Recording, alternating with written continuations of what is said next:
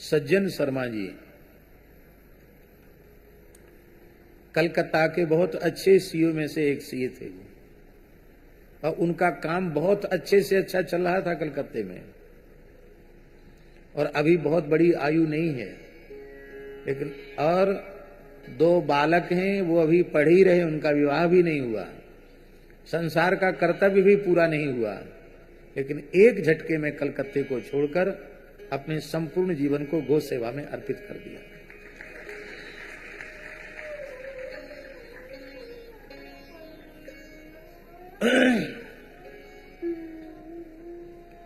गौशाला की किसी भी वस्तु का निजी उपयोग नहीं करते, यहां तक कि दिन रात गौ सेवा में ही लगे रहते हैं, फिर भी गौशाला की गाड़ी से उनको बरसाना जाना होगा तो नहीं जाएंगे, किराए की गाड़ी से जाएंगे, या जाएंगे तो गौशाला का किराया देंगे तब जाएंगे।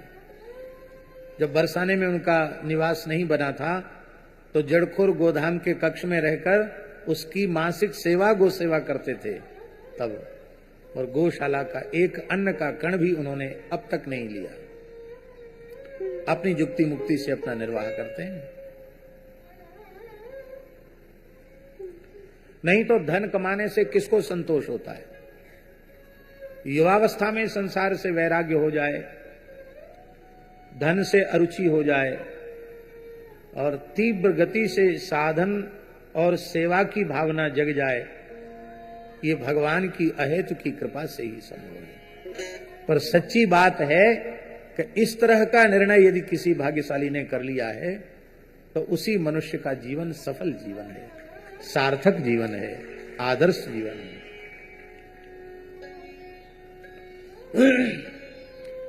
ये हमने 100 साल की आयु का हिसाब किताब बताया।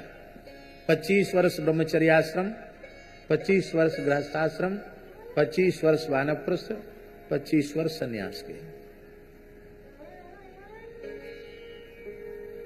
अब 100 साल तो सब जीते नहीं है, जीते हैं सब 100 साल, शताब्दी तो सब पूरी करते नहीं है। तब इस समय आयु का अनुपात 80 तक मानना चाहिए। तो यदि हम 80 वर्ष की आयु अनुपात में माने तो 20 वर्ष तक का गृहस्थाश्रम, ब्रह्मचर्याश्रम, 20 वर्ष तक का गृहस्थाश्रम, फिर 20 वर्ष वानप्रस्थ, 20 वर्ष तीव्र गति से संन्यास, संसार और शरीर से उपराम होकर भजन में लगना, ये संन्यास है। तो इतना कम हो गया 80 वर्ष मानने से। और इस समय कोई 80 वर्ष से ऊपर जी रहा हो तो उसको तो समझना चाहिए कि हमारी उम्र तो पूरी हो गई। अब जो जी रहे हैं वो केवल भगवान की इच्छा से जी रहे हैं, और अब जो जी रहे हैं वो केवल भगवान के लिए जी रहे हैं और भगवत सेवा के लिए जी रहे हैं। ऐसा यदि कोई व्यक्ति विचार करे तो ठीक है।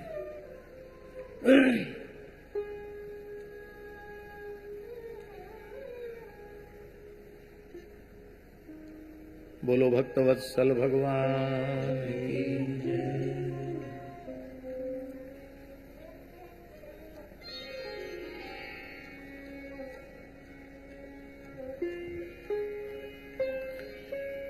अथ गोपैः परिवृतो भगवान देवकी सुतः वृंदावनात् गतो दूरम चारयन् गासाग्रजः।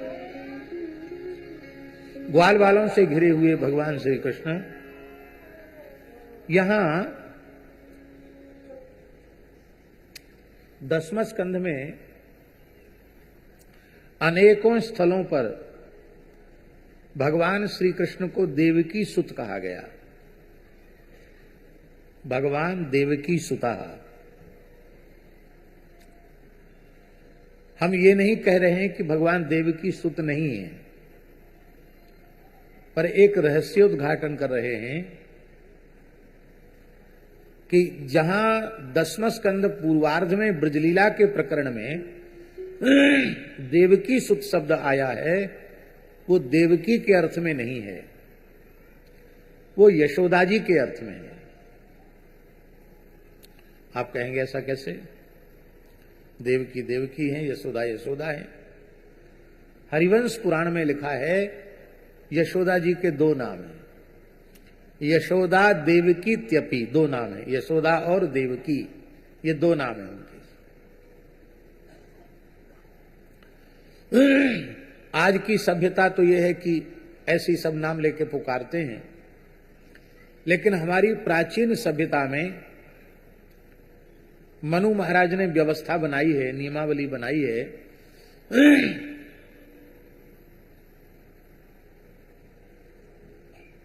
इतने लोगों के नाम नहीं लेने चाहिए।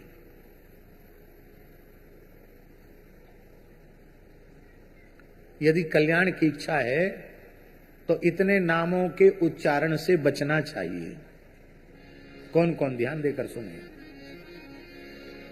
आत्मनाम, गुरोर्नाम, नामातिकृपणस्य च,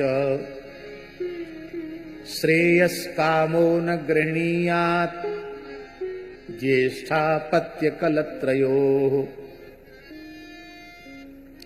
अपना नाम बार बार नहीं लेना चाहिए। बहुत से लोगों का अभ्यास होता है अपना नाम लेकर बात करने का, वो अच्छा नहीं माना जाता है। तब आप कहेंगे अपना नाम कोई पूछेगा तो बताएंगे नहीं क्या नाम। आपका नाम श्री महेश शर्मा जी है, और आपसे कोई पूछे तो क्या आप नाम नहीं बताएंगे? बताना चाहिए कि नहीं? हम पूछें आपका क्या नाम है तो आप बताएंगे जो नाम आपका है। फिर मनु महाराज क्यों कह रहे हैं कि अपना नाम नहीं लेना चाहिए? इसका आशय है कि अपना नाम लेने की एक पद्धति है। यदि आप शास्त्र की मर्यादा को जानते हैं, वैदिक हिंदू सनातन की मर्यादा को जानते हैं, तो आप नाम तो बताएंगे, पर किस पद्धति से बताएंगे वो पद्धति हम आपको बता रहे हैं। आप संस्कृत में बोलेंगे तो आप कहेंगे भगवन महेश शर्मा इति कथयन्ति माम जनाः। इसका अर्थ हुआ भगवान लोग मुझे महेश शर्मा के नाम से जानते हैं, अथवा लोग मुझे महेश शर्मा कहते हैं, अथवा मेरे पिताजी मुझे महेश शर्मा कहते, महेश कहते हैं। इसका मतलब क्या हुआ? इसका मतलब हुआ कि लोग कहते हैं वो मैं दोहरा रहा हूं, मैं अपना नाम नहीं ले रहा हूं। ध्यान में आई बात।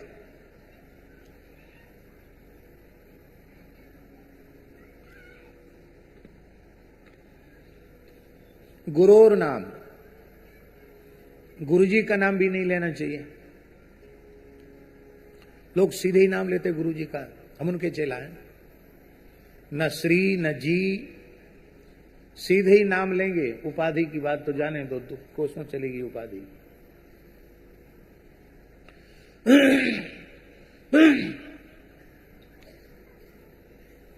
एक सज्जन हमको मिले, ब्राह्मण देवताई थे, विशाल आयोजन था, मध्य प्रदेश नर्मदा क्षेत्र की बात है। तो हमसे उन्होंने कहा महाराज मैं भद्राचार्य का चेला हूं। तो हमने कि वो कहाँ विराजते हैं, कहाँ रहते हैं?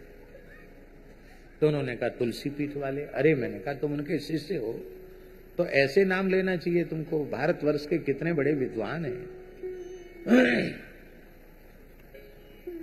पद्म भूषण पद्म विभूषण न जाने कितनी उपाधियां उनको मिली हैं, अद्भुत उनका वैदुष्य है। और फिर आपके गुरुजी हैं। बोले फिर क्या नाम बोले? यही नाम तो है उनका। फिर वही नाम बोला। अरे नाम भी पूरा नहीं ले रहे हो, इतना ही कह दो तुलसी पीठ वाले जगत गुरुजी, तो भी हम समझ जाएंगे। नाम लेने की क्या आवश्यकता है? अब रमण रेती वाले महाराज जी कहने से अपने आप लोगों को पता पड़ गया कि किसका नाम ले रहे हैं, तो उनका नाम लेने की क्या आवश्यकता है? जब अपने पूज्य हैं, अपने से बड़े हैं। अब पूज्य स्वामी जी महाराज रेवासा के आचार्य चरण 17वें आचार्य, लोग तो ऐसे ही नाम उनका ले देते हैं, लेकिन हम कभी भी बोलते हैं प्रायः तो श्री रेवासा महाराज कह के ही बोलते हैं। रेवासा महाराज, साकेतवासी श्री रेवासा महाराज। तो पता तो चल गया कि रेवासा महाराज का मतलब किसका नाम लिया जा रहा है। अपने पूज्य जनों का नाम संकेत में या लेना भी पड़े तो अनंतश्री संपन्न श्री अग्रपीठाधीश्वर जगत गुरु श्री स्वामी राघवाचार्य जी महाराज वेदांती रेवासा धाम, यस ऐसा लो। लेकिन बिना मर्यादा के बड़ों का नाम लेना अच्छा नहीं है। और एक का नाम नहीं लेना चाहिए, किसका नाम? नामाति कृपणस्य च, जो कृपण नहीं अति कृपण हो, भारी कंजूस हो, उस कंजूस आदमी का नाम जानते हुए भी मुंह से उच्चारण नहीं करना चाहिए। सीताराम राधे श्याम करके बुला लो तो अच्छा है, नाम उसका जिह्वा पे नहीं आना चाहिए। और कम से कम सवेरे शाम को तो नहीं ही लेना चाहिए। अतिकृपण, अतिकृपण भी बड़े विचित्र होते हैं। अब सुनी है, हम तो सुनी सुनाई बात सुना रहे हैं आपको दृष्टांत के रूप में।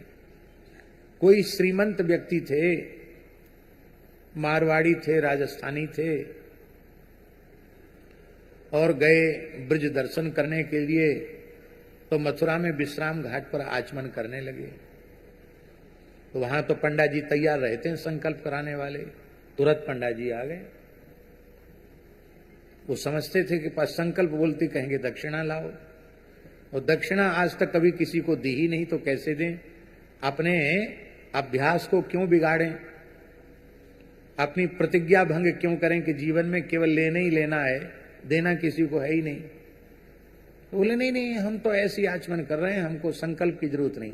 अरे बोले जजमान संकल्प करेगा तो पूरा पुण्य मिलेगा। बोले हमको पूरा पूरा पुण्य नहीं चाहिए, हमको तो आप पधारे, हाथ जोड़ते हैं आपके पधारे। बोले यहां तो आचमन करेगो तो संकल्प करनो पड़ेगो। क्यों? तो पंडा जी बोले जी घाट का तेरे बाप को है, तेरे पुरखान ने बनवाए हो ये घाट। अरे हम मथुरावासी तीर्थ पुरोहित जमुना पुत्र, ये सब हमारो है, हमारो डंडा पुजे यहां, हमारी आज्ञा के बिना कचुनाए तू कर सके, और बिना संकल्प के आचमन करो, चला जा दूर। जबरदस्ती संकल्प बोला, ला दक्षिणा।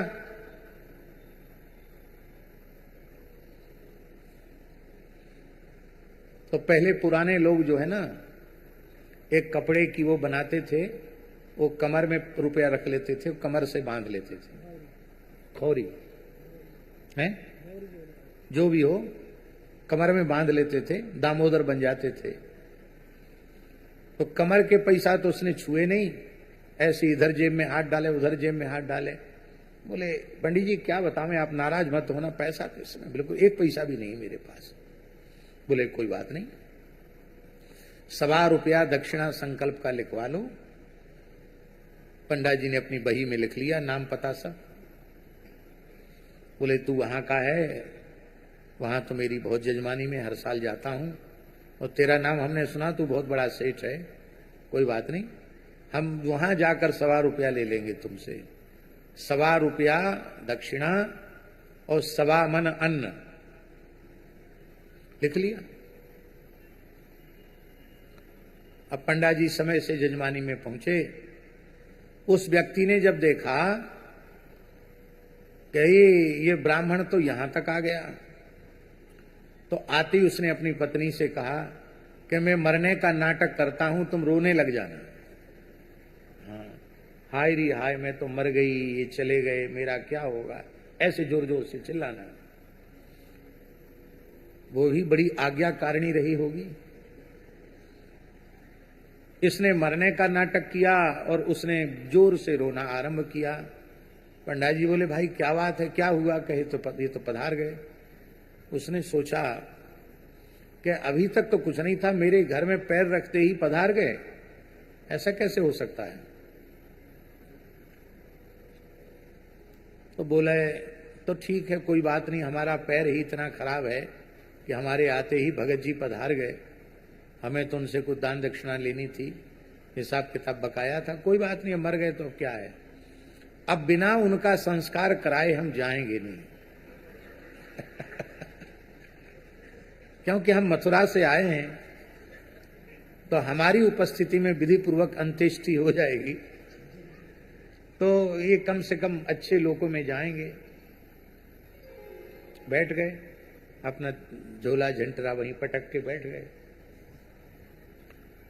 गृहिणी ने कहा कि वो तो कहता अंत्येष्टि करा के जाएंगे।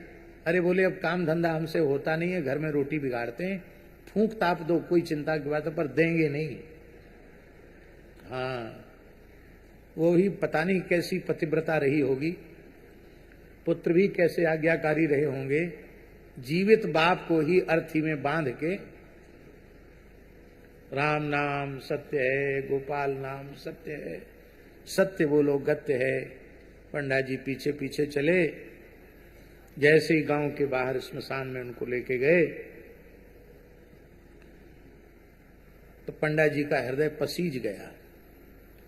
बोले ये मरने के लिए तैयार हो गया, पर 1 रुपया और 1 मन अन्न देने के लिए तैयार नहीं है। उसके नाम पर प्राण देना चाहता है, पर किसी ब्राह्मण का कुछ सत्कार नहीं कर सकता। तो हम भले ही त्रिकाल संध्या नहीं 6 काल संध्या करें, तो भी इतने बड़े कंजूस का दान तो हम नहीं बचा पाएंगे। तो ब्राह्मण ने सोचा कि हमारी ब्राह्मणता भी लगता है बहुत फीकी रह जाएगी। तो उन्होंने कहा देखो एक उपाय है, शायद ये जीवित हो जाए। अरे महाराज बड़ी कृपा की बात है, हम मंत्र जानते हैं, और नहीं तो फिर हम बढ़िया इनका अंत्येष्टि विधान तो कराएंगे ही। सब दूर हट जाओ। सबको दूर हटा दिया। धीरे से कान में कहा कि हमने बही में जो लिखा है ना तुम्हारा नाम के 1 रुपया और 1 मन अन्न, उसको हम काट देते हैं, तुम मरो मत, घर चलो। इतना सुनते ही वो मरा तो था ही नहीं, चिता से उठ के बैठ गया। लोग यही समझ रहे थे कि अरे भाई ब्राह्मण देवता ने पता नहीं कौन सा मंत्र फूंका और ये मरे हुए जिंदा हो गए सेठ जी। उसने कहा ये लकड़ी वकड़ी सब ले चलो, बेच देंगे अपने, कोई बात नहीं। स्मशान से लकड़ी कोई उठा के नहीं ले जाते ना, उठा ले गए। इस कोटि के कोई कंजूस हों और शाम सवेरे उनका नाम लेने की आवश्यकता पड़ जाए तो सीताराम राधे श्याम कह के उनको पुकारना, नाम मत लेना। चले ही उनका नाम भले ही अच्छे से अच्छा नाम क्यों ना हो, नाम मत लेना। नामात्य कृपण से जो, और किसका नाम नहीं लेना चाहिए? अपने बड़े पुत्र का नाम नहीं लेना चाहिए, ज्येष्ठ पुत्र का। पुराने घरों में आपने देखा होगा, बड़े को दादा, दाऊ, भैया ऐसा कुछ संबोधन करते थे, पिता भी उसका नाम नहीं लेते थे। ज्येष्ठ संतान का नाम नहीं लेना, ये उसका आदर है। और कलत्र, कलत्र माने धर्म पत्नी का नाम भी नहीं लेना चाहिए। क्यों नहीं लेना चाहिए? क्योंकि वह ग्रह लक्ष्मी है।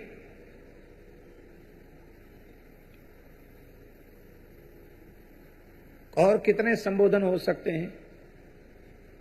हमारे प्राचीन सभ्यता में, हम कोई 100-200 साल पुरानी बात नहीं बता रहे हैं, अपने बचपन की बात बता रहे हैं, गांव की बात। गांव में जिस गांव की मां होती थी उसी गांव से उसका संबोधन किया जाता था, नाम कोई नहीं लेता था।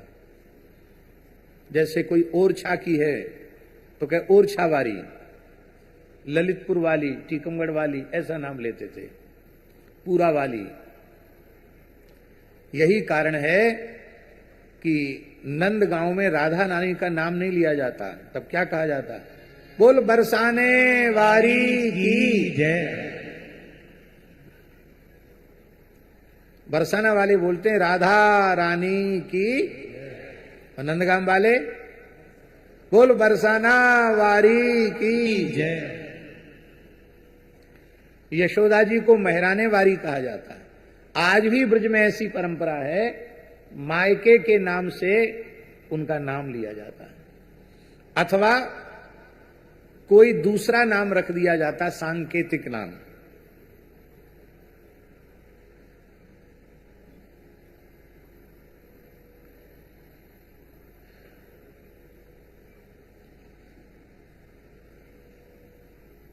कैसी सभ्यता रही होगी।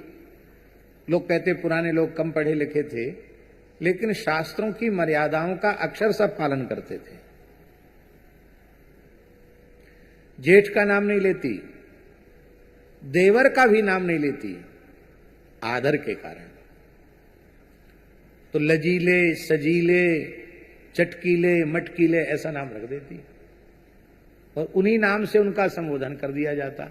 और उसमें रस होता था, उसको उनको प्रसन्नता होती थी कि हमारी भाभी ने हमको चटकीले कहकर पुकारा, हमको मटकीले कहकर पुकारा, तो उनको रस का, उसमें रस निष्पत्ति होती थी। आहा, श्री जानकी जी, बहुत ध्यान से सुने, श्री जानकी जी राम जी का नाम नहीं लेती हैं। जानकी जी राम जी का नाम नहीं लेती, क्या बोलती हैं? करुणा निधान जी बोलती हैं। क्या बोलती हैं? करुणा निधान जी बोलती हैं राम जी को। हनुमान जी तो ज्ञानिनाम अग्रगण्यम बुद्धिमताम वरिष्ठम है, इसलिए हनुमान जी ने माता जानकी जी को विश्वास दिलाने के लिए कहा, क्या कहा? करुणा निधान की सत्य शपथ लेकर मैं कहता हूं राम जी का दूत हूं। माता जी को विश्वास हो गया कि ये तो मेरा प्राइवेट संबोधन है राम जी को, करुणा निधान जी, तो ये इसका मतलब अंतरंग सेवक है। और राम जी जानकी जी को क्या कहते हैं? विदेहराज नंदिनी, वैदेही विदेहराज नंदिनी कहते हैं, पूरा नाम सीधे नहीं लेते। अब घरों में ऐसे नाम पुकारते हैं, पत्नी पति का नाम पुकारेगी, रमेश,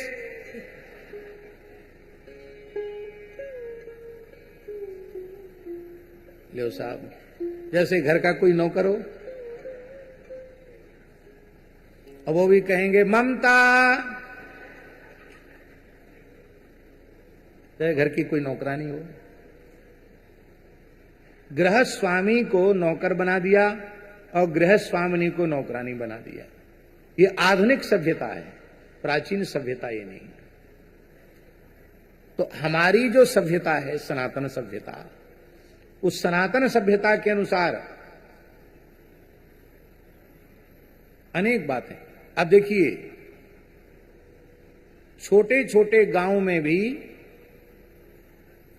बच्ची थोड़ी सी सयानी हो गई, थोड़ी सी का मतलब 12-13 वर्ष की भी हो गई, तो हमने अपनी आंखों से देखा, माता कहती, ए सिर ढक के जाओ, हैं? कहते कि नहीं? माता जी कहते थे कि नहीं आपके बचपन में? खुले सिर से मत जाओ। और सब माताओं ने केस खोल दिए, सिर खोल दिया। द्रौपदी ने तो कारण विशेष से केस खोले थे, भाई जब तक कुरुकुल का संहार नहीं हो जाएगा तब तक हम केस नहीं बांधेंगे। अब माताओं ने बिना किसी के संहार के प्रतिज्ञा के द्रौपदी के जैसे केस खोल दिए। ये बहुत अनुचित बात है, बहुत खराब लग रही होगी माताओं को, लेकिन लगे तो लगे। वेणी गुंथन करना चाहिए, खुले केस रखना सौभाग्यवती माताओं के लिए शोभनीय नहीं है। सिर नंगा रखना यह भी माताओं के लिए शोभनीय नहीं है। आपने देखा गुरुद्वारों में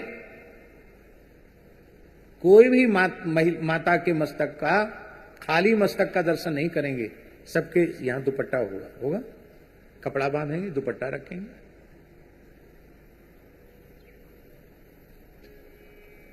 ये बात है। तो प्राचीन सभ्यता ही वस्तुतः सबसे श्रेष्ठ सभ्यता थी। तो यशोदा जी का जो नाम वस्तुतः देवकी है, लेकिन देवकी उनका कुंडली का नाम है और वे ब्रजरानी हैं, ब्रजराज नंद जी की गृहिणी हैं, ब्रजरानी हैं। तो ब्रजरानी को उनका देवकी नाम क्यों लिया जाए? इसलिए सब उनका उपनाम उच्चारण करते हैं, यशोदा।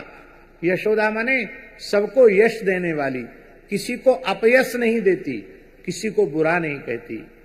बहुत ध्यान से सुनने की बात है।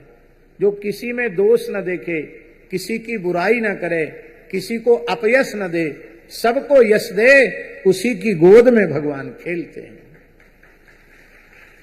बहुत से लोगों का स्वभाव होता किसी को किसी की बड़ाई करने की बात तो दूर है, किसी की बड़ाई सुन नहीं सकते, किसी की प्रशंसा सुनने का उनको अभ्यास नहीं, ये ठीक नहीं है। प्रशंसा करनी भी चाहिए और प्रशंसा सुननी भी चाहिए। प्रशंसा सुनकर प्रसन्न होना चाहिए। हाँ, अपनी प्रशंसा सुनकर संकुचित होना चाहिए, पर अन्य किसी की भी प्रशंसा हो तो मन में बहुत प्रसन्न होना चाहिए। हमारे एक जड़खोर गोधाम के समर्पित गोभक्त हैं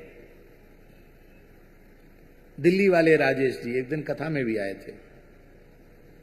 श्री कृष्ण गौशाला में भी समर्पित भाव से दिल्ली में सेवा करते हैं और लंबे समय तक राल गौशाला में भी उन्होंने समर्पित भाव से सेवा की। अभी भी निरंतर उनका गौ सेवा का चिंतन बना रहता है। उनकी एक विशेषता हमने देखी, उनके मुंह से मैंने आज तक किसी की बुराई नहीं सुनी। हर व्यक्ति की इतनी बड़ाई करते हैं, इतनी बड़ाई करते हैं कि किसी को तो गैया लत जाए दूध न दे, पर वे इतनी बड़ाई कर देते हैं कि बैल को भी दोह लेते हैं। हाँ, इतनी बड़ाई कर देते हैं कि कंजूस आदमी के भी मन में आ जाता कि कुछ न कुछ सेवा कर ही देनी चाहिए। अच्छी बात। तो राम जी, यशोदा सबको यश देती हैं, किसी को अपयश नहीं देती हैं, इसलिए उनका नाम यशोदा। तो हमने ये बात कही, अब हमको कभी एक बार मूल पारायण करते समय लिखना पड़ेगा कि 10वें स्कंध में कितनी जगह देवकी, यशोदा जी का देवकी नाम आया है। तो यहां भी देवकी नाम आया है। अथ गोपैः परिवृतो भगवान देवकी सुता वृंदावनात् गतो दूरम चारयन् गाः सह गृजा। वृंदावन से दूर गैया चराते हुए बलदेव जी के साथ चले गए। भयंकर गर्मी थी, उस गर्मी के कारण सब बड़े व्याकुल हो गए और उस समय घने सघन वृक्ष वो छत्ते का काम कर रहे थे। भगवान श्री कृष्ण ने वृक्षों को छाया करते देखकर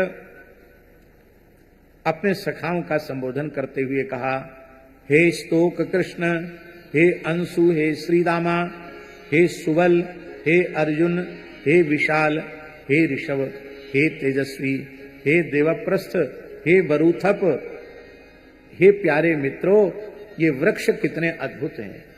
यह जो श्लोक हैं वो भगवान श्री कृष्ण के द्वारा वृक्षों के स्तवन में है, वृक्षों के गुणगान में है। और हम समझते हैं कि आज प्रकृति पर्यावरण की रक्षा करने का भाव जिनका है, उनको भगवान के इन वाक्यों का प्रचार प्रसार अवश्य करना चाहिए। भगवान कह रहे हैं, हे स्तोक कृष्ण, हे अंशो, हे श्री दामन सुबलार्जुन, विशालर सब तेजस्विन, देवप्रस्थ वरूथप, पश्यतैतान महाभागान, परार्थई कांत जीवितान, बात वर्षा तप हिमान सहंतो वारयंतिना। भगवान कह रहे हैं कि हे मेरे प्यारे मित्रों, इन वृक्षों का जीवन वस्तुतः सफल है, श्रेष्ठ जीवन है, सबसे श्रेष्ठ जीवन है, क्योंकि इन वृक्षों के द्वारा सभी प्राणियों को सहारा मिलता है, प्राणियों का जीवन निर्वाह होता है। जैसे किसी सज्जन पुरुष के द्वार पर कोई याचक आता है तो खाली हाथ नहीं लौटता, इसी प्रकार से इन वृक्षों के निकट जो आता है उसको कुछ न कुछ ये वृक्ष देते अवश्य हैं। अरे कुछ नहीं देंगे तो शीतल छाया दे देंगे, ठंडक दे देंगे, कुछ न कुछ ये देते अवश्य हैं। ये अपने पत्ते से, फूल से, फल से, छाया से, जड़ से, छाल से, लकड़ी से, गंध से, गोंद से, राख से, कोयला से, अंकुर से, अपनी कौपलों से भी संपूर्ण संसार की सेवा करते हैं। इसलिए जिसका जीवन परोपकार के लिए है उसी का जीवन सफल है। पत्र पुष्प फलच्छाया मूल बल कल दारुभि गंध निर्यास भस्मास्थि तोकमयी ही कामान वितन्वते। इसलिए हे प्यारे मित्रों, संसार में प्राणी तो बहुत हैं, लेकिन उनका जीवन केवल अपनी स्वार्थ पूर्ति में लगा हुआ है। इसलिए ज्ञानवान, विवेकवान, विचारवान मनुष्य होने पर भी उनका जन्म व्यर्थ है। और ये जड़ प्रकृति है, वृक्ष की योनि में है, पर इनका जीवन दूसरों के लिए है, इसलिए इनका जीवन धन्य है।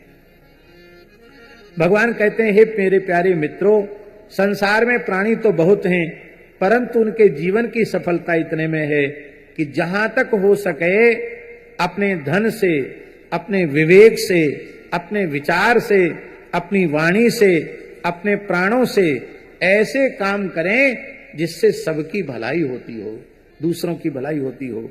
यह श्लोक श्रीमद् भागवत के 10वें स्कंध के 22वें अध्याय का 35वां श्लोक इतना महत्वपूर्ण है कि घर घर में लिखा देने के योग्य है।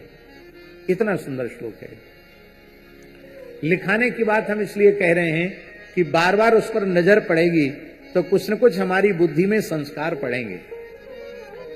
एतावज्जन्म साफल्यम देहिनामिह देहिषु प्राणैरर्थैर्धिया वाचा श्रेय एवाचरेत सदा। मनुष्य जन्म की सफलता इसी में है कि प्राण देकर, धन देकर, बुद्धि के द्वारा, वाणी के द्वारा किसी भी प्रकार से सबकी भलाई के काम में लगा रहे। संत किसको कहते हैं? अनंतदास जी महाराज।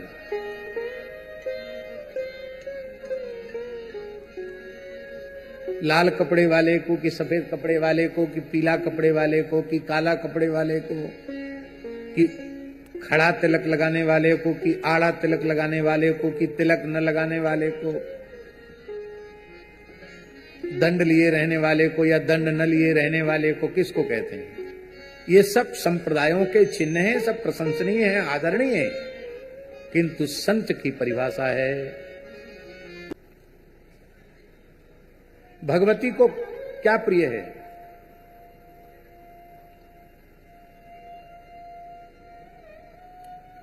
अर्चन प्रिया। भगवती अर्चन प्रिय है। पुष्पार्चन, कुंकुमार्चन, द्राक्षार्चन, जितना अधिक अर्चन होगा, मुक्तार्चन, भगवती प्रसन्न होगी। शंकर जी को क्या प्रिय है?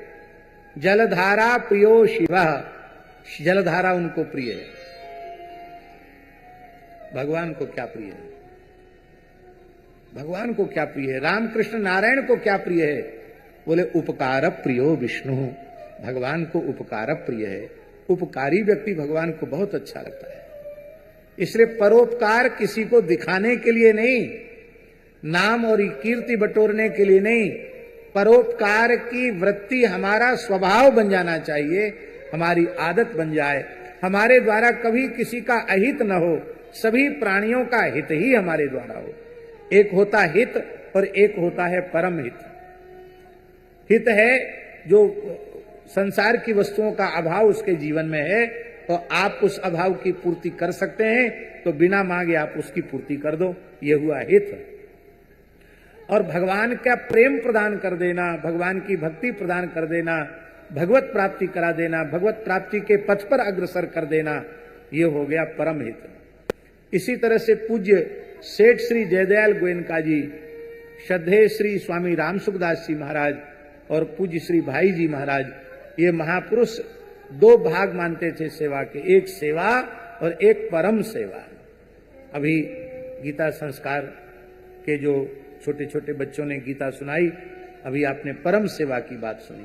परम सेवा माने कोई मरने लग जाए तो उसको गीता जी सुनाना, उसको कीर्तन सुनाना, उसके मुख में तुलसी दल गंगा जल देना, ये उसकी परम सेवा है, क्योंकि आप उसके कल्याण का चिंतन कर रहे हैं।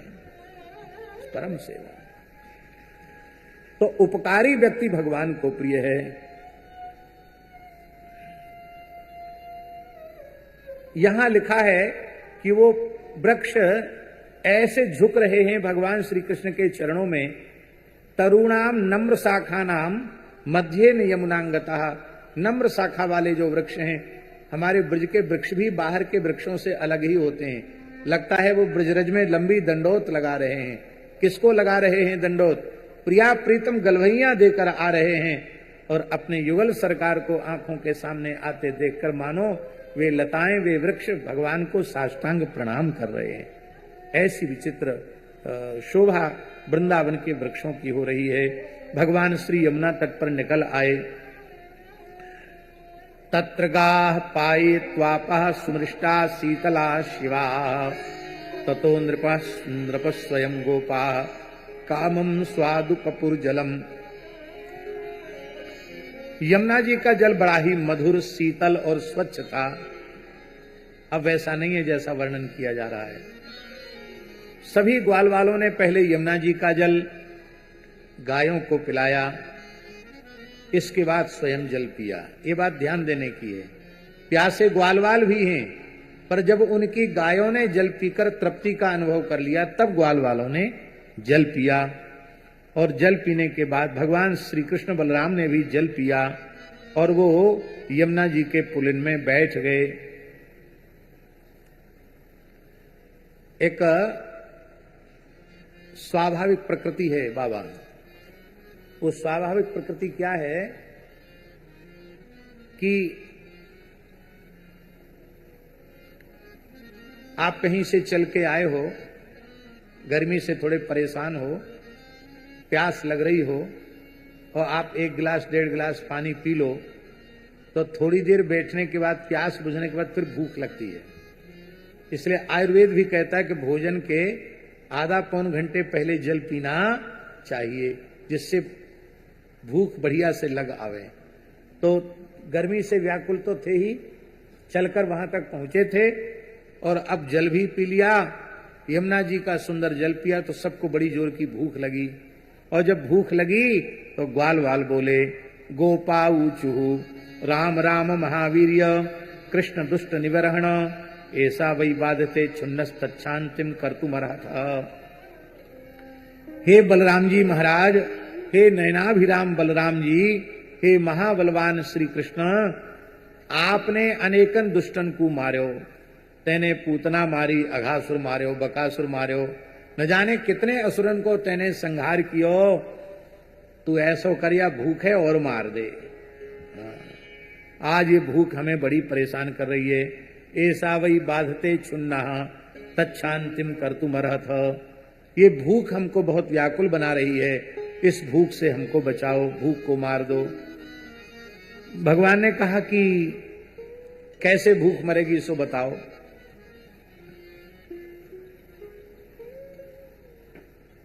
ग्वालवाल बोले, भूख बुझाए वे को उपाय हमारे हम पे हो तो हम तुमते कहते ही क्यों। यही मारे कह रहे हैं कि हम तो भूख के मारे हम बिलबिलाए रहे हैं, कहूं तो कछु न कछु भोजन की व्यवस्था करो। और भूख जब लगती है तब पता चलता है कि उस समय अन्न का किस प्रकार से चिंतन होता है कि कुछ भी खाने को मिल जाए।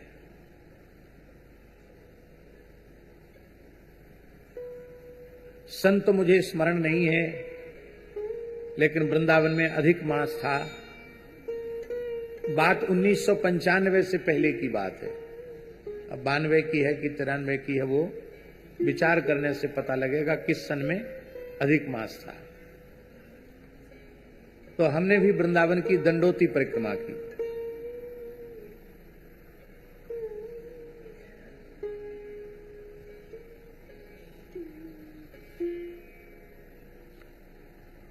हमने दंडोती परिक्रमा की वृंदावन की।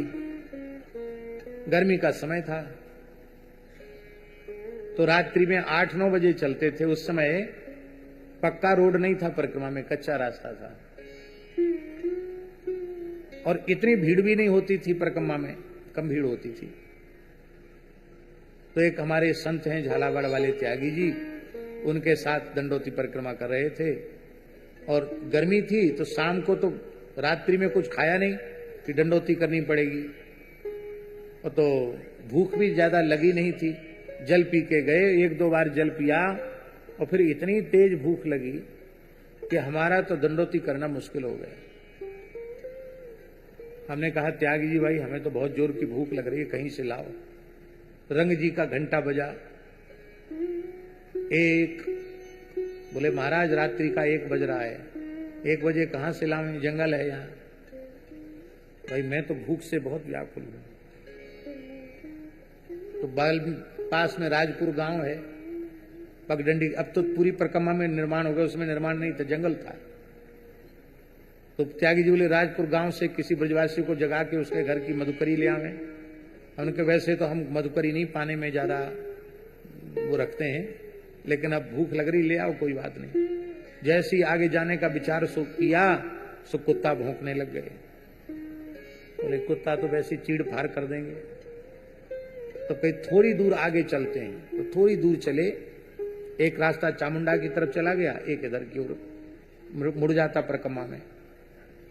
उस समय वहां कोई निर्माण नहीं था, तो हमने क्या देखा, एक पीलू के वृक्ष के नीचे एक महात्मा बैठे। अनुमान है रात्रि का 1:30 या 2 बज रहा होगा। गौर वर्ण था, कृष्ण शरीर था, एक लंगोटी शरीर पर थी और कोई कपड़ा नहीं था, और जटाएं गोल गोल उन्होंने बांधी हुई थी। कोई तिलक स्वरूप वगैरह भी नहीं था, पर लग रहे थे कोई सिद्ध महात्मा है। उनका कभी हमने पहले वहां दर्शन भी नहीं किया, पर हमने जाकर जैसे ही उनको प्रणाम किया तो प्यास भी लगी रही थी, गर्मी थी और भूख भी लग रही थी। तो उन्होंने कहा, आओ बालक भगवान, जल पियो। उनका लाओ, उनके करवा में जल था। तो बोले खाली पेट जल मत पियो, भूख तुमको लग रही है और खाली पेट पानी लग जाता है, कुछ खा करके पानी पियो। तो हम तो बहुत प्रसन्न हो गए कि भाई भूख लग रही है और कोई खाने की बात कह रहा है। तो आश्चर्यजनक घटना जयराम दास जी, उन्होंने एक कपड़े से खोला तो गरम गरम रोटी, हाथ का टिक्कड़ एकदम गरम, बढ़िया घी से तर, और उस पे जो है टेंटी का अचार, मिर्चा का अचार दे दिया हमको। इतना स्वादिष्ट कि मेरे मुंह में आज भी पानी आ जाता है। ऐसी न वहां कोई चूल्हा, न वहां कोई धुनी, और बिल्कुल गरम टिक्कड़। वो हमारे महात्मा त्यागी जी को कहा, बोले नहीं हम नहीं खाया। उन्होंने नहीं खाया। एक टिक्कड़ मोटा हमने खाया, फिर दूसरा खाया, पेट तो भर गया, पानी पिया, बड़ा सुंदर शीतल दिव्य जल, लेकिन मन नहीं भरा। इतना स्वादिष्ट था कि पेट में जगह होती तो एक आध और खा लेते। ऐसा 2 टिक्कड़ मोटे मोटे खाए, फिर बोले देखो पेट भर गया, अब परिक्रमा मत करना, सो जाओ, यहीं लेट जाओ। तो हम भी वहीं लेट गए रज में ही, और वो संत जो त्यागी जी थे वो भी लेट गए। आश्चर्यजनक घटना घटी। 1 घंटे बाद सो के जब जगे तो ना वहां कोई महात्मा था, न कुछ नहीं था वहां। तो हमको ऐसा लगा कि वृंदावन में सिद्ध पुरुष विराजते हैं। राधा रानी की व्यवस्था इतनी बढ़िया है कि 1:30-2 बजे रात को भी किसी को भूख लगे तो राधा रानी किसी को भूखा नहीं रखती है। तब से ऐसा विश्वास हो गया कि अपने कोई भूखा मरना चाहे तो भले ही भूखा मरे, पर हमारी करुणामयी श्री राधा रानी रात्रि को 1:30 बजे 2 बजे भी कोई भूखा बिलबिलावे तो उसको भी गरम गरम टिक्कड़ किसी न किसी संत के द्वारा भेज देगी।